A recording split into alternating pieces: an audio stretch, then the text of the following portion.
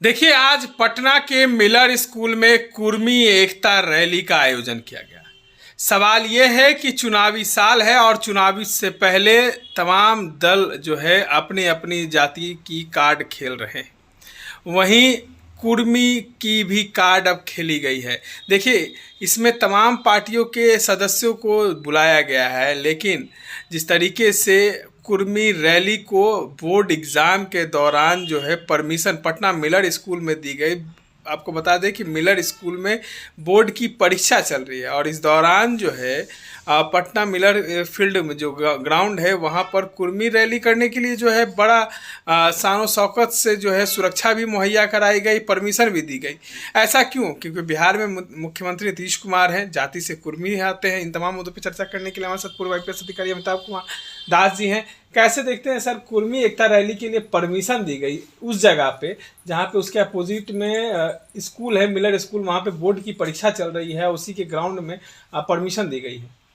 देखिए, दुर्भाग्य है बिहार का। बिहार में ये जो जात पात की राजनीति होती है, खैर अब तो पूरे हिंदुस्तान में फैल गई है, लेकिन बिहार के संदर्भ में भी कहा जाए तो ये जो जात पात की राजनीति होती है, इसने बिहार का बहुत नुकसान पहुंचाया है।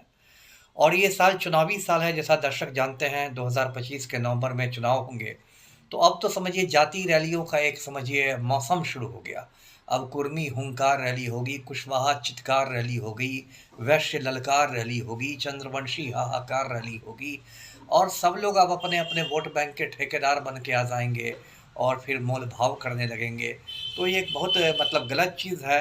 लेकिन अब पलटू राम से और क्या उम्मीद की जाए। पलटू राम के बिहार में इन्होंने तो खुद 12 फरवरी 1994 को गांधी मैदान में कुर्मी चेतना रैली को संबोधित किया था पलटू राम ने। और इसकी पूरी जो राजनीति है वो लवकुश समीकरण है ना। मतलब, और लवकुश का मतलब होता है कुर्मी और कोयरी।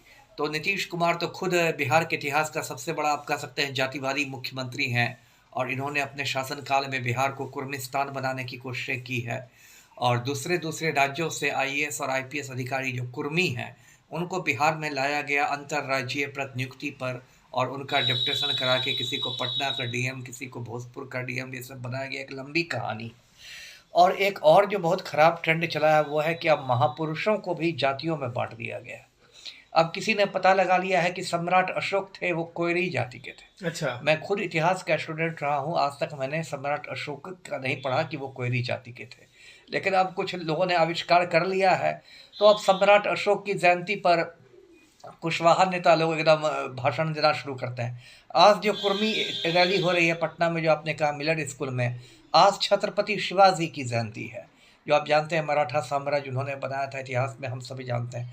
अब कुछ लोगों ने पता लगा लिया है कि छत्रपति शिवाजी कुर्मी थे।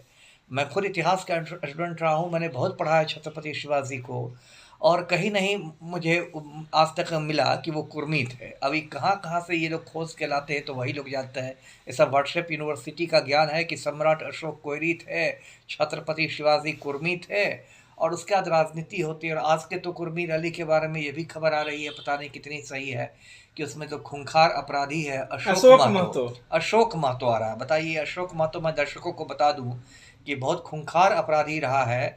और नवादा में एक समय अशोक महतो और अखिलेश सिंह गिरोह में बहुत खून खराबा हुआ, बहुत लाशें गिरी थी।